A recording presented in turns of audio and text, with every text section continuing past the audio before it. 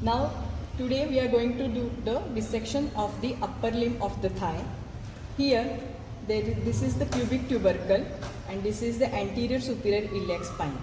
From the pubic tubercle to the anterior superior iliac spine, this is the inguinal ligament. This white colored band is the inguinal ligament, which will form the base of the femoral triangle. Now, this triangle has the lateral boundary. It is formed by the sartorius, and here the medial border is formed by the adductor longus. Now, in the contents, when we remove the skin, you are seeing the superficial fascia. This is the superficial inguinal lymph nodes. These are the superficial inguinal lymph nodes. They are arranged in a T-shaped manner. There is the medial group, lateral group, and a vertical group. Now, here you are seeing the tributaries which will open inside the femoral vein. This is the femoral vein which is going from the medial side to the posterior side of this femoral artery here. And this is the femoral artery. It is continuation of the external iliac artery. Below the inguinal ligament, the external iliac artery continues as the femoral artery. So this is the femoral artery. It is content of the femoral triangle. Now the femoral artery, then this is the vein, femoral vein, and these are the branches of the femoral nerve.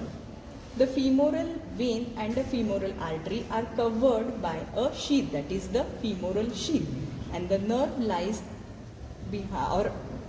outside the femoral sheath. Now these were the contents of the femoral triangle. Now we will go and see the muscles present. Now this is the sartorius muscle, which is taking origin from anterior superior iliac spine and going on the insertion to the medial condyle or upper end of the tibia.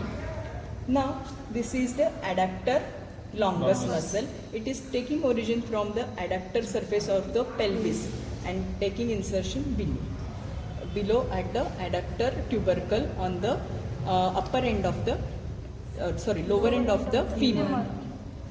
Now at the base is formed by, this is the floor of the femoral triangle. It is formed by the iliacus and psoas major muscle. So pectineus is the most medial muscle, then comes the psoas, and then comes the iliacus muscle. They will form the floor of the femoral triangle.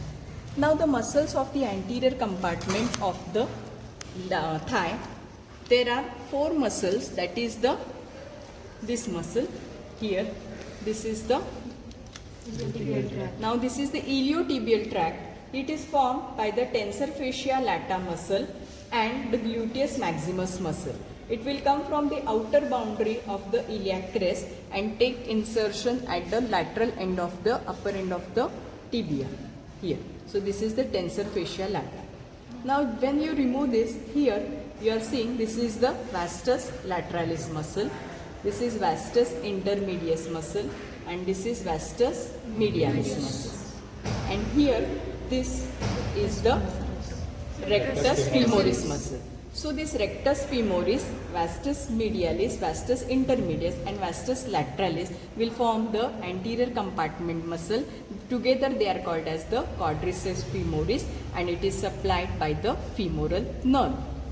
Now we will see that this femoral artery goes below into the popliteal fossa and continues below as the popliteal artery.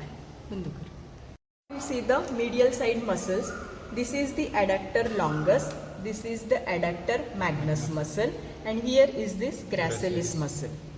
Now at the apex of the femoral triangle, there is opening in the adductor magnus muscle, and it continues below as the adductor canal.